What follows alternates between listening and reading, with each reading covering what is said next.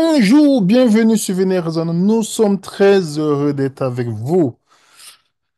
Nous allons parler d'un sujet qui peut créer de la controverse, pas pour ceux qui étudient, je précise, ou pour ceux qui ont déjà, qui sont mis dans la dynamique d'étudier sans influence d'une dénomination.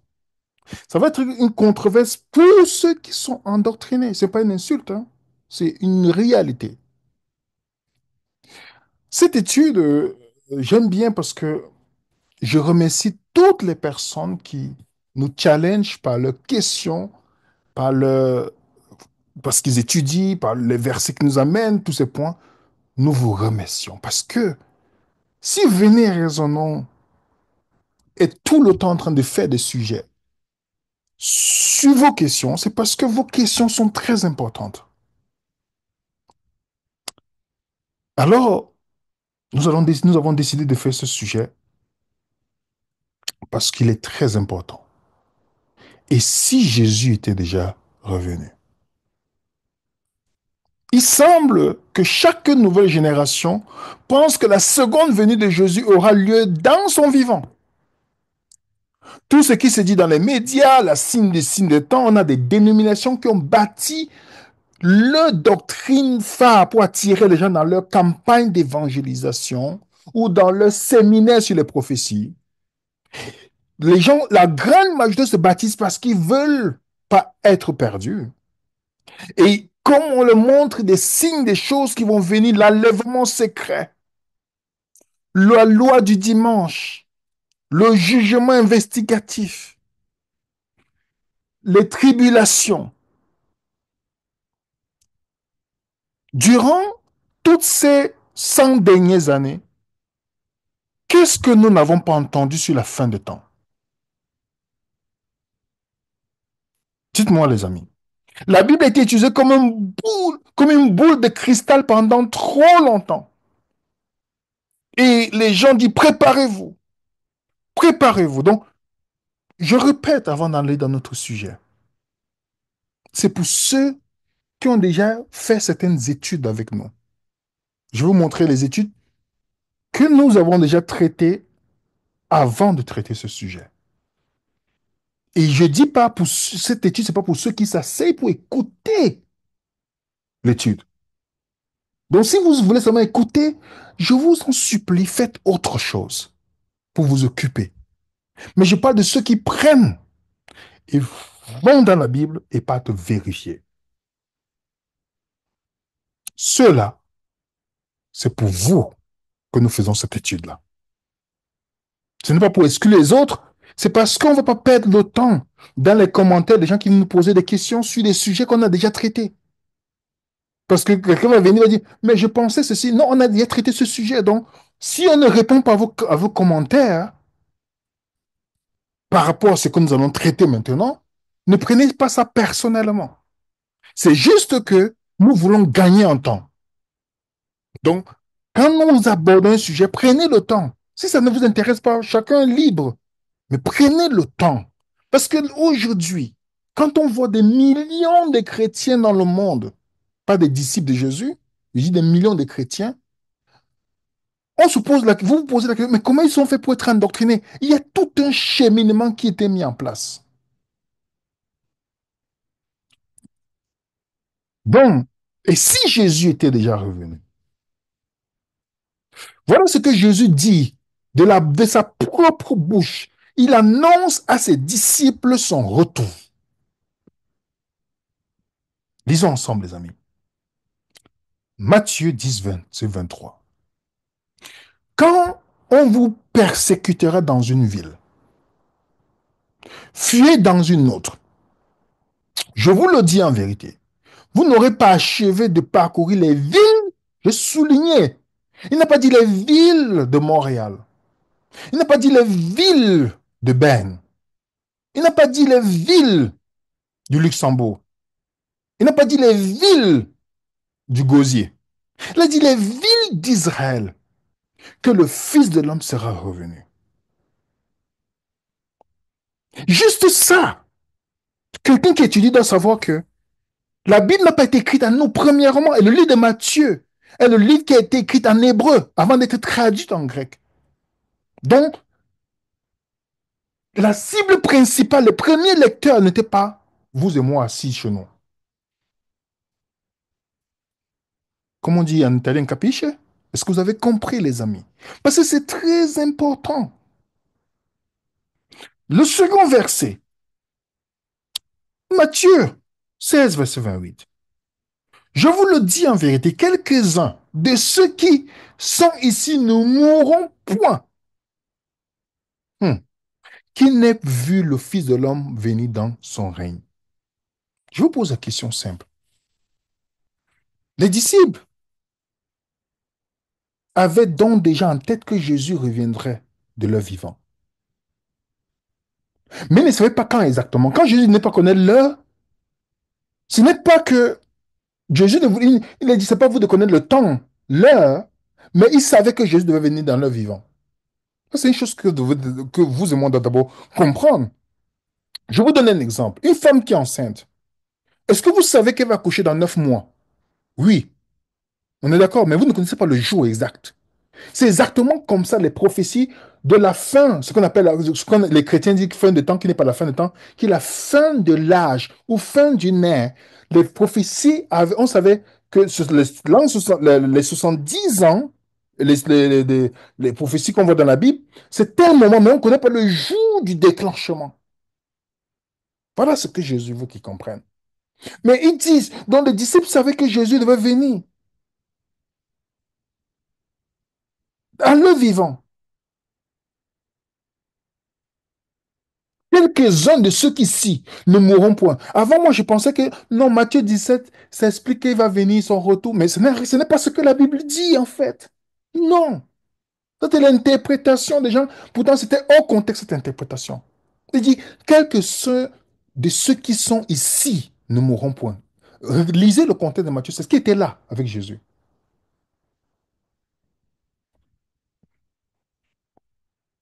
Et nous avons cette grande confusion. C'est pourquoi il faut faire attention de ce que nous lisons. Matthieu 24, verset 3. Il s'assit sur la montagne des Oliviers et les disciples, 20 en particulier, lui fit cette question. Dis-nous, quand cela arrivera-t-il? Quel sera le signe de l'avènement et de la fin du monde? Remarquez bien, la version 8 secondes et comme d'autres versions erronées mettent la fin du monde. Pourtant, si vous lisez dans le grec, déjà c'était d'abord écrit en hébreu, mais si vous lisez dans le grec dans lequel vous et moi nous avons aujourd'hui, ça ne parle pas de la fin du monde. La version anglaise a bien traduit the end of the age. Je vous donne par exemple la version de Lausanne qui dit, comme il était assis sur la montagne des Oliviers, ses disciples s'approchaient de lui en particulier, dit, quand aura lieu ces choses? Quel sera le signe de ton arrivée et de l'achèvement du siècle? Je vous rappelle qu'il y a plusieurs siècles dans la Bible. Le siècle dont il parle là, c'est le siècle de l'ancienne alliance. Et beaucoup de chrétiens qui vous regardent, qui étudient, ne connaissent pas c'est quoi la nouvelle et l'ancienne alliance. Chaque alliance a une fin. L'alliance du temple juif devait mettre fin quand la destruction du temple arrive. Remarquez bien, bien que Jésus soit monté dans le ciel, les gens, il y avait toujours les juifs chrétiens qui étaient en train de, jusqu'à ce que le temple soit détruit. Même quand le livre d'Apocalypse a été écrit, le temple est encore présent. Pour ceux qui connaissent bien l'histoire. Jean, le livre d'Apocalypse est parallèle au livre de Matthieu 24, pour ceux qui étudient. Thessaloniciens est parallèle à Matthieu 24 et à l'Apocalypse, pour ceux qui ont déjà suivi notre étude sur le livre d'Apocalypse. Quand Jésus parle de péché contre le Saint-Esprit, il dit ni du siècle présent, ni le siècle à venir. Le siècle à venir, c'est le siècle de la nouvelle alliance. Seulement son étudie qu'on pourra discerner ça. Et quelle était la question? Jésus sort du temple, il dit, et les disciples veulent lui faire montrer le temple, pour montrer la beauté. Il dit, regardez toutes ces choses. Je vous le dis, il ne sera laissé ici pierre sur pierre qui ne soit dévoilé. Tant que le temple subsistait. Vous vous rappelez dans Hébreux 9, le Saint-Esprit lui montrait que le lieu du sanctuaire ce n'était pas ouvert tant que le premier tabernacle subsistait. C'est pourquoi la destruction du temple marquait la fin. Alors, notez le sujet et la question des disciples. Le sujet est que tous les bâtiments du temple seront détruits. La question est quand est-ce que ça va se produire? Mais remarquez aussi que les disciples, ils associent les deux événements de la destruction du temple, la venue de Jésus et ce que les gens appellent communément la fin des temps, qui est en fait la fin d'un siècle. Comment nous le verrons? Jésus relie ces trois événements. Et il répond ensuite la question en énumérant de nombreux signaux qu'il devrait s'attendre. Les gens lisent Matthieu 24 et disent non, ça va arriver dans notre temps. Ça, c'est faux. Celui qui vous fait cette étude-là, en disant le bruit des guerres, tout ça, il commence à vous montrer, moi, je croyais à ça. C'est déjà hors contexte. Lorsque vous voyez l'abomination de désolation dont Daniel a parlé à Jérusalem, Luc 21, vous ne me dites pas, c'est quelqu'un qui lit ça, là, c'est quelqu'un qui lit ça, vous dit que ça va arriver. Il n'y a aucun texte biblique qui le dit. Et posons-nous la question, à qui Jésus s'adresse là? J'aime souligner vous ici. Matthieu 24, il parle que personne ne vous séduise. À ceux qui lui ont posé la question, toi qui es assis à la cuisine ou toi qui es en train de conduire ta voiture, pose la question. Est-ce que tu as posé cette question à Jésus un jour? Non.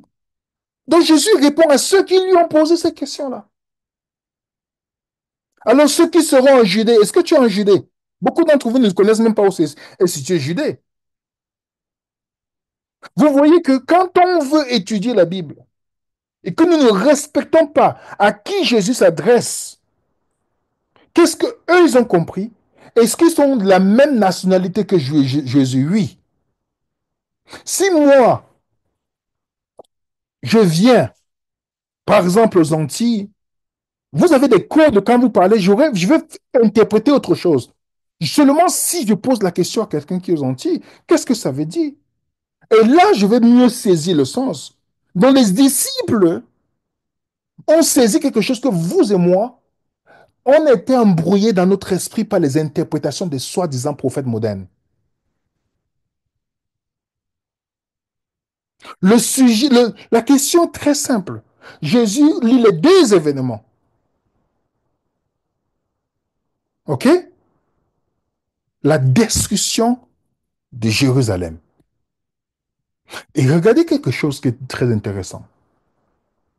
Avez-vous déjà lu ce verset, posé la question, qui vous le disent? Il dit, Matthieu 24, 34. Excusez-moi, j'ai mis 24, 34. Il dit, je vous dis en vérité, que cette génération ne passera point, que toutes ces choses ne soient accomplies. Je relis encore. Matthieu 24, 34. Cette génération ne passera point, que toutes ces choses ne soient accomplies. Jésus est clair là-dessus. Jésus dit que cela inclut la prédication de l'évangile. Est-ce que l'évangile était prêché dans tout le monde entier? Ceux qui ont vu notre étude, on a déjà démontré ça, Colossiens 1, verset 23. Donc cela inclut l'évangile du monde entier. Cela inclut la domination, la désolation. Cela inclut la grande tribulation. Cela inclut la venue du Fils. C'est si clair que cela trouble grandement ceux qui adhèrent à une eschatologie futuriste. Jésus clair, cette génération, même C.S. Lewis, un ancien athée devenu chrétien, il s'exprimait sur ce verset-là. Il dit, les croyances apocalyptiques des premiers chrétiens se sont révélées fausses. Le Nouveau Testament montre clairement qu'ils s'attendaient tous à la seconde venue de Jésus de leur vivant. Et encore, ils avaient une raison que vous trouverez très embarrassante. Le maître leur avait dit, ils partageaient et même créaient leur illusion. Il avait déclaré en termes clairs, cette génération ne passera pas que tout cela, que tout cela n'arrive. Et il avait tort. Il n'en savait pas, manifestement pas plus que quiconque sur la fin du monde. C'est certainement le verset le plus embarrassant de la Bible. Même les futuristes n'arrivent pas à vous expliquer ça. Matthieu 24, 34. Excusez-moi, j'ai mis 24, je n'ai pas mis 3, excusez-moi. Je vous le dis en vérité. Cette génération ne passera pas que tout cela ne soit accompli. Comment compte une génération selon la Bible? Si vous lisez Matthieu, ainsi depuis Abraham jusqu'à David, il y a 14 générations. Depuis David jusqu'à la captive Babylone, il y a 14 générations. Depuis la captive Babylone jusqu'au Christ, il y a combien? 14 générations. Alors, si vous regardez le tableau généalogique, vous regardez ce que Matthieu a donné, OK?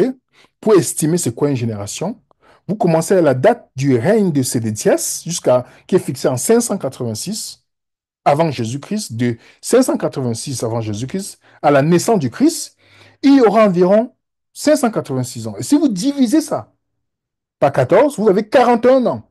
Et tout le monde sait que, donc on est dans l'approximative là, donc tout le monde sait que une génération, c'est 40 ans dans la Bible. Tout le monde le sait. Donc, vous demandez même à l'IA. Alors, quand Jésus dit, cette génération ne passera point, dans Matthieu 24, 34, est-ce qu'il parle, comptez seulement pour ceux qui étudient la Bible, à l'an combien Jésus parle? On est dans les langues 30 et quelques, n'est-ce pas? Vous faites plus 40, on est l'an 70. Le temple a été détruit en quelle année? En l'an 70. Est-ce que Jésus ment ou c'est les nouveaux prophètes qui disent la vérité? Parce que certaines personnes ont voulu interpréter cette génération en parlant de race. Pourtant, ce n'est pas la race dont on parle ici. David Chitton a bien dit ça. Certains ont tenté de contourner la portée de ce texte. OK? Excusez-moi. Affirmant que le mot génération signifie ici race. Et que Jésus disait simplement que la race juive ne disparaîtrait pas avant que tout cela n'arrive. Est-ce vrai?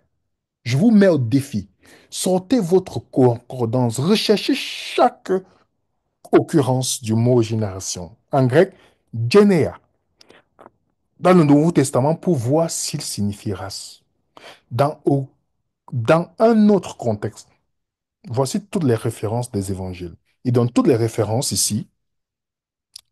Il dit, aucune de ces références ne désigne l'ensemble des races juives sur les milliers d'années. Toutes utilisent le mot dans son sens habituel, c'est-à-dire l'ensemble des personnes vivant de la même époque. Il désigne toujours les contemporains, en fait, ceux qui le désignent comme race tentent à le reconnaître, mais explique que le mot change soudainement de sens lorsque Jésus l'emploie dans Matthieu 24. Vous voyez le gros problème de l'étude biblique? On sait que la Bible a été écrite pour nous, mais pas à nous premièrement. Quelle est la première? Ça, c'est la fondation de l'étude de la compréhension biblique. Quand on lit Thessaloniciens, il dit l'homme du péché. Vous le connaissez, il dit vous le connaissez. Et quelqu'un vient aujourd'hui vous dit que c'est le pape. Donc les Thessaloniciens, Paul dit vous le connaissez. On sait très bien qu'il parlait de Néron. Qui est tué, Paul?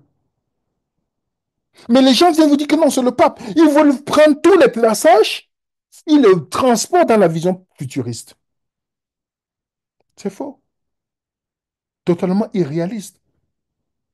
La première à qui la Bible est écrite. Je vous le dis, cette génération ne passera pas. Matthieu 24. Alors, pour ceux qui ont voulu savoir Matthieu 24, nous avons traité deux sujets. Nous avons traité les sujets. Ceux qui n'ont jamais vu ces sujets-là, ne posez pas, ça ne sert à rien de poser vos questions sur les commentaires. Voilà la première Matthieu 24 qu'on a fait pour démontrer que l'abomination et la désolation sont déjà passées. Et ce n'est pas une chose qui va se reproduire. C'est déjà passé. On a démontré ça dans Matthieu, la première partie. Nous avons fait la deuxième partie de Matthieu 24, où nous avons expliqué, on a démontré que la grande tribulation est déjà passée selon la Bible. Je ne parle pas de la grande tribulation inventée par les chrétiens aujourd'hui. Je parle de celle donnée par la Bible. Il ne dit pas que les chrétiens n'auront pas de tribulations, on vit les tribulations tous les jours.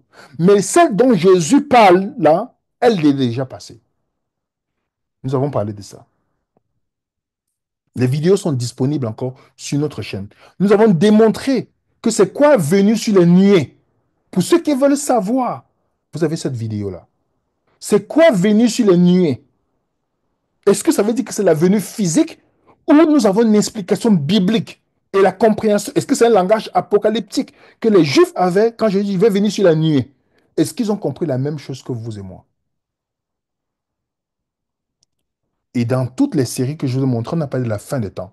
On a montré que la fin des temps, quand on dit la fin de la Bible, c'est la fin de l'ère juive, qui n'est pas la fin du monde. Vous avez d'autres livres pour ceux qui sont curieux, qui pourront vous aider à pousser votre étude. Alors, continuons, parce qu'on se pose la question encore. Jésus, on dit, tu l'as dit, de plus je vous le déclare, vous verrez désormais le Fils de l'homme assis à la droite de la puissance de Dieu, venant sur les nuées. Alors, une question qui devait vous poser la question, mais comment Jésus peut être assis à la droite de Dieu et venir dans les nuées en même temps? Il y a beaucoup de gens qui ne se posent même pas la question. Le fait que Jésus soit assis et venant sur les nuées, est-ce que venir sur les nuées, ça veut dire quoi? Tu vois, les gens prennent ça comme si Jésus s'adressait à un Français qui est, voilà, assis sur son divan, il est en train de réfléchir sur l'avenir, ou à quelqu'un au Canada qui est en train de conduire sa voiture. Les gens ne veulent pas comprendre le langage apocalyptique. Dans chaque région, vous venez au Québec, il y a les expressions que si vous ne demandez pas, qu'est-ce que ça veut dire, vous n'allez jamais comprendre ce que la personne vous dit. Oui, et c'est ça que les gens n'ont pas respecté. Tous ces faux prophètes modernes, Ellen White, William Miller, tous ces gens-là, ils ne connaissaient rien de l'étude biblique. Donc, ils ont induit les gens en erreur, hein. Et les gens prennent le livre, et disent, voilà, ils veulent trouver, ils suivent les trajets du pape. Pourtant, Babylone, dans la Bible, n'a jamais été l'église catholique romaine. Je ne dis pas qu'elle est parfaite, elle est au même niveau que toutes ces dénominations-là. Il n'y a aucune dénomination qui est biblique dans le monde, aucune. Jésus n'a jamais dit d'aller faire une dénomination. Mais quand les gens lisent ce passage, ils disent, comment Jésus peut être assis à la droite et venir dans la nuit en même temps? Donc, on devrait se poser la question. Tout cela s'est produit. L'histoire nous apprend que deux ou trois affirmations de Jésus se sont effectivement réalisées. La destruction de Jérusalem, la fin de l'ère juive, ces deux événements ont pris fin en l'an 70. Lorsque les Romains ont complètement détruit. Est-ce que c'est vrai? Oui, l'histoire en a déjà démontré ça. Les disciples, alors, qu'est-ce qu'ils ont cru avant de croire des prophètes modernes? Nous devons nous poser la question. Qu'est-ce que les disciples ont compris? Regardez ce qu'ils ont compris. Puisque Jésus a dit à ses disciples qu'il serait en vie pour assister à sa seconde venue, nous devons nous attendre à ce qu'ils le croient et qu'il semble bien qu'il le crut. La preuve, regardez l'hébreu. Encore un peu de temps, celui qui doit venir viendra, il ne tardera pas. Alors, c'est une venue physique ou c'est un langage que Jésus emploie ici pour le parler du jugement de Jérusalem. Le temps est court. Paul dans 1 Corinthiens 7. Romains 13. La nuit est presque finie. Le jour est presque là. La fin de toute chose est proche. Soyez patients, tenez bon, car l'événement du Seigneur est proche et le juge se tient à la porte. C'est la dernière heure. Dites-moi, si enlevez tout ce que vous avez, les a priori que vous avez, et quelqu'un vous donne ces différentes phrases, vous attendez ça que ça se produise 1000 ans plus tard, ou 2000 ans, 3000 ans plus tard? Quand vous connaissez les textes et grecs qui sont utilisés pour ces thèmes-là, ça ne parle pas de quelque chose de futur, hein. C'était quelque chose de proche dans le temps. Un Corinthien. Vous attendez avec impatience la révélation de notre Seigneur Jésus-Christ. Il vous affermira jusqu'à la fin. Quelle fin n'en est pas? Pour que vous soyez irréprochables au jour de notre Seigneur. C'est quoi le jour du Seigneur, hein, dans l'Ancien Testament? C'est le jugement, les amis. C'est le jugement, on l'a déjà démontré, la vidéo est encore disponible. Thessalonique, Dieu est juste, il rendra la peine à ceux qui vous affligent. On sait très bien que les chrétiens étaient persécutés. Il vous soulagera, vous qui êtes affligés, ainsi que nous. Cela se produira lorsque le Seigneur apparaîtra du ciel dans une flamme de feu avec des anges puissants. Remarquez bien toujours, c'est toujours les choses allégoriques. Mais les gens disent, ah, c'est la venue physique. Paul promet à des disciples souffrants que le Christ va soulager leur douleur. Remarquez bien, il dit, Jésus pourrait revenir. Est-ce qu'il a dit qu'il va venir dans les milliers d'années? Pour soulager quoi? Est-ce qu'il se moque d'eux? Vous allez dire à quelqu'un, oui, dans 1000 ans, tu seras soulagé. Vous pensez, tu vas dire ça à quelqu'un qui souffre? Et quand on part dans la révélation de Jésus, le livre d'Apocalypse, qui est devenu la révélation des crises, de la marque de la bête, du pape, de toutes ces choses que toutes ces fausses dénominations mettent devant. C'est la révélation du Christ. Il est clair qu'il décrit les événements qui sont proches. Remarquez bien, ce qui doit arriver, il écrit aux 7 églises qui sont réelles et qui vivaient des situations bien particulières. Les gens vous disent, non, les 7 églises, nous sommes la dernière église. Ça, c'est quelqu'un qui est dans une illusion totalement farfelue. Le temps est proche. Après 1:3. Les choses qui doivent arriver bientôt, car le temps est proche. Donc Jésus dit aux croyants de l'église de Thyatire, au premier siècle, il dit, retiens ce que vous avez jusqu'à ce que je vienne. Si le langage a un sens, ce qui viendrait de leur vivant, il dit, retiens. Donc la plupart des commentateurs de l'Apocalypse violent le principe d'interprétation biblique. Oui, ils font ça comme si c'était... Ils mettent hors contexte. Ces paroles sont véritables. Le Seigneur, le Dieu des saints prophètes, envoya son ange pour montrer à ses serviteurs les choses qui doivent arriver. Voici, je viens bientôt. Heureux celui qui garde les paroles de ce livre. Il écrit les livres à des personnes là pour qu'ils comprennent. Il a dit, heureux ceux qui gardent. Il dit, le temps est proche. Je viens bientôt. Voilà les paroles qu'on voit tout le temps dans le livre d'Apocalypse. Apocalypse chapitre 10, par exemple, verset 6. Et jura par celui qui vit au siècle des siècles, lequel crée le ciel et les choses qui y sont, et la terre et les choses qui y sont, et la mer et les choses qui y sont, il n'y aura plus de délai. Il n'y aura plus de délai. Dans l'Apocalypse, quand on voit le mot je viens bientôt, tous ces phrases-là, dites-moi, quel est le sens? Tout au long de l'Apocalypse, on voit que le thème, c'est pour les martyrs qui vivent la tribulation, les demande de persévérer. Ces personnes souffrent. Jean n'écrit pas seulement à des églises particulières au premier siècle, mais aussi à des églises en situation difficile. Qu'attend Jean de ces églises en souffrance lorsqu'il écrit son livre, qui est la révélation de Jésus? Pour qu'ils comprennent. Le livre de Daniel qui est écrit, ce n'était pas encore la fin de l'ère juive. C'est pourquoi il dit, scelle. Mais dans le livre d'Apocalypse, il dit, ne scelle point, car le temps est proche. C'est ce qu'on retrouve dans le livre d'Apocalypse plusieurs fois pour montrer à ses serviteurs les choses qui doivent venir. Quel serviteur? Toi, qui es assis chez toi? Ou les premières personnes qui reçoivent le livre? Donc, je vous écris une lettre à vous, mais vous ne comprenez rien. C'est 2000 ans plus tard que les gens doivent comprendre. Jean écrit à cette église au premier siècle et leur dit de se dépêcher, de lire ces choses qui n'ont absolument rien à voir avec elle, ni avec leur situation actuelle. Il faut donc se demander à quoi bon de lire cette lettre. Pourquoi serait-il si urgent, si nécessaire qu'elle soit immédiatement informée de ces choses qui n'arriveront pas avant 2000 ans ou plus? Plus précisément, pourquoi s'en soucierait-elle? Quel est le rapport avec la situation actuelle? Donc, une fois de plus, on se met à la place du destinataire initial et de nous demander que signifie le mot bientôt. Pour ceux qui étudient, vous allez comprendre. Que signifie Jésus bientôt? Jésus était un menteur ou bientôt a-t-il un sens on attendait de lui?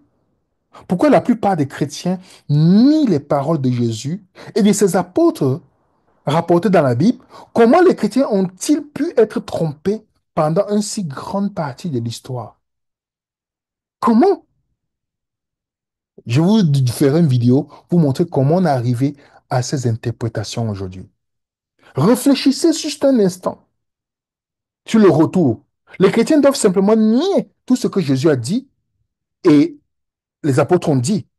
Oui, c'est la seule solution. Dans les récits de l'Évangile, les lettres aux églises du premier siècle visaient à encourager les disciples de Jésus dans la souffrance, la promesse du retour du Christ pour les soulager et les encourager à persévérer. Si ces promesses étaient étranges, étaient d'étranges métaphores pour des milliers d'années, alors elles étaient dénuées de sens.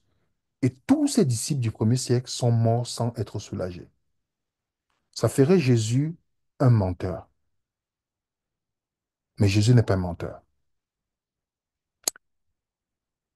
C'est pourquoi on doit se poser la question, est-ce que cette venue dont Jésus parle dans Matthieu 24, dans le livre d'Apocalypse, que tout est le verra, nous avons expliqué ça dans une vidéo, est-ce que Jésus est déjà revenu?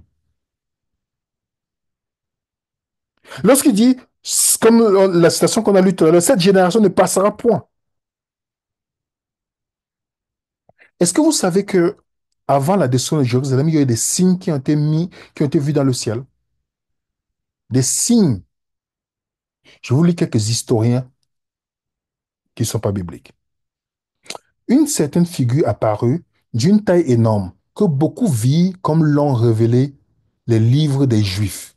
Et avant le coucher du soleil, on vit soudain dans les nuages des chars et des rangs de bataille armés, par lesquels les villes de toute la Judée et de ses territoires furent envahies. Vous comprenez? Est-ce qu'il y a des signes qui ont été manifestés avant la destruction de Jérusalem? Un autre historien, un fantôme d'une taille incroyable. Je vous rappelle que ce n'est pas un chrétien. Donc, il raconte. Et ce qui va être raconté aurait semblé un conte de fées. S'il n'avait été raconté par ceux qui l'avaient vu et n'avait pas été accompagné de souffrances dignes du présage. Car avant le coucher du soleil, apparut dans les airs, au-dessus de tout le pays, des chars et des troupes d'armées traversant les nuages et encerclant les villes. Est-ce que vous voyez? Est-ce que je ne viens même pas encore dans la Bible. Je vous montre seulement les sources extra-bibliques. Dans l'histoire juive, voilà ce qu'on nous dit. Des chars et des troupes de soldats en armure ont été vus courant parmi les nuages, entourant la ville. Je vous lis encore Gaius Tacitus. On avait vu des armées se battre dans le ciel et des lueurs d'armes ardentes. Le temple illuminé par un rayonnement soudain venu des nuages. Vous voyez, est-ce que vous voyez le langage apocalyptique dedans? Après cela, il arriva que d'en haut, pendant toute la nuit, au-dessus du Saint des Saints, le temple, apparut une silhouette d'un homme dont la beauté n'avait jamais été vue dans tout le pays, et son aspect était terrible. De plus, de ces jours, on vit des chars de feu, des cavaliers, une grande armée volant dans le ciel près de la terre, venant attaquer Jérusalem et tout le pays de Juda, tous chevaux de feu et des et cavaliers de feu. Donc, est-ce que vous voyez ça, les amis? Est-ce que, lisons un peu. Jésus dit à ses contemporains, vous verrez le Fils de l'homme venir sur les nuées du ciel. On sait que les nuées, c'est un langage du jugement. Thessaloniciens te dit, Paul parle de Jésus révélé du ciel dans une flamme de feu avec les anges de sa puissance. Les historiens, pour la plupart non chrétiens, semblent corroborer les affirmations de Jésus et des apôtres. Il existe bien d'autres preuves historiques démontrant comment tout ce que Jésus a dit s'est réalisé. Ceux qui auront la possibilité de regarder les vidéos que je vous suggère, vous allez voir dans Matthieu 24 comment ça s'est accompli mot pour mot comme Jésus l'a dit. Alors, la question que vous demandez à se poser, qu'attendons-nous? Le retour dont Jésus parle là, est-ce que c'est arrivé? Alors, qu'entendons-nous? Si Jésus, les apôtres et les historiens avaient raison, nous n'avons pas besoin d'attendre ce retour-là dont il parle. Alors, qu'attendons-nous? Paul nous dit ce que on attend. Voilà ce qu'il nous dit. Car la création attend avec un ardent désir la révélation des enfants de Dieu. Vous comprenez? Toute la création attend le peuple de Dieu. C'est Jésus par son corps, ses disciples, la participation du rame dessus. Toutes ces choses-là, pour ceux qui veulent pousser plus loin, venez dans notre livre d'Apocalypse. Nous sommes dans la partie 20, le chapitre 20, où on parlera des nouveaux cieux, nouvelles terres. Qu'est-ce que ça veut dire? Je vous invite. Parce que ça, ce que je vous donne, ça, c'est juste pour vous laisser dans un questionnement. Je veux pas entrer dans, parce que j'aurais beaucoup de choses à partager avec vous. Mais c'est pour vous donner une réflexion. Parce on n'est pas ici dans l'endoctrinement. On est ici dans se poser des vraies questions. Le texte biblique est clair. Jésus serait en train de mentir. Il dit cette génération, 40 ans. Mais si on respecte l'audience, ça s'est déjà déroulé. Pourquoi Jésus n'a jamais dit de prier pour aller au ciel? Pourquoi il a toujours dit que ton règne vienne? Quand il dit dans la prière, que ton règne, est-ce que le règne de Dieu c'est dans le ciel ou le règne a commencé quand Jésus a vaincu? Et que le règne officiellement a pris date? Un président peut être élu. Est-ce que le président est élu? Le président américain, j'avais pris l'exemple, il est élu en quelle période? Vers octobre, novembre, aux États-Unis. À quel moment il devient officiellement président? En janvier, vers le 20 janvier. Jésus mort sur la croix. Il y avait encore le temps de l'ère juive qui n'est peut-être pas encore écoulé. Et c'est pourquoi la descente de temps montre la fin totale de l'ère juive. Et les paraboles de Jésus le démontrent. Regardez parabole Matthieu 21 avant de parler de la destruction du temple. Qu'est-ce qu'il dit? Il vient d'abord, il envoie d'abord les serviteurs. Après, le fils vient. Remarquez bien, le fils vient. Il tue le fils. Et puis il dit maintenant, il va revenir pour le jugement. Jésus explique ça. Vous lisez le psaume, Ésaïe 61. Lorsque Jésus cite l'Esprit du Seigneur est sur moi, dans Luc chapitre 4, il cite le psaume, Ésaïe 61. L'Esprit du Seigneur est sur moi pour venir annoncer la bonne nouvelle à ceux qui ont le cœur brisé, tout et tout. Et Jésus s'arrête. Il y a une autre partie dans le psaume 61 que les chrétiens n'ont jamais vue. La deuxième partie, c'est le jour de vengeance qu'on appelle le jour du Seigneur, qui était le jugement d'Israël. Oui, pas la fin des temps, pas la fin du monde, mais la fin d'une ère. Et ça finit par un jugement d'Israël. Regardez la question qu'ils ont posée à Jésus. Les pharisiens demandaient à Jésus, quand viendra le royaume de Dieu? Il a répondu, le royaume de Dieu ne viendra pas de manière à frapper le regard. On ne dira point, il est ici, ou il est là, car voici, le royaume de Dieu est au milieu de vous. Alors je vous laisse la possibilité pour chacun qui étudie que de tout ce que j'ai donné comme élément, matière à réflexion, il faut se poser la question simple. Est-ce que je vais aller vérifier? Est-ce que je vais aller lire la Bible en laissant mes préjugés? Est-ce que je vais comprendre qu'est-ce que les apôtres ont compris? C'est quoi la venue de Christ? C'est quoi venir dans les nuées? Est-ce qu'il y a les références dans l'Ancien Testament qui montrent que chaque fois qu'on dit que Dieu vient dans les nuées, c'est un jugement? Et non l'interprétation que les gens donnent, les soi-disant prédicateurs de Facebook ou YouTube.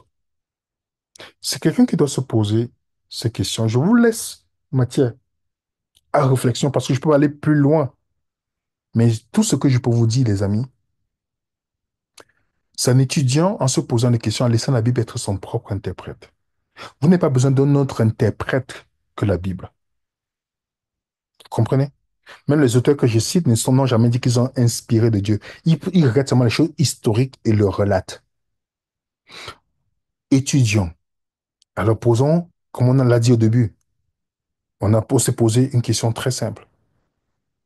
Et si Jésus était déjà revenu? La venue dans Matthieu 24, la grande tribulation, toutes ces choses qui sont accomplies là. Alors, est-ce que sa venue a été réalisée comme il a décrit dans Matthieu 24 et dans Thessaloniciens et dans le livre d'Apocalypse? Que la paix du Seigneur soit avec vous. Et pour ceux qui veulent aller plus loin, nous avons notre programme de livre d'Apocalypse que nous faisons et nous allons avoir toutes ces réponses par la grâce de Dieu. À très bientôt. Suivez les raisonnants et merci encore pour toutes ces personnes qui posent des questions et qui se posent des questions et qui étudient étant libres en Jésus-Christ. À très bientôt. Suivez les raisonnants.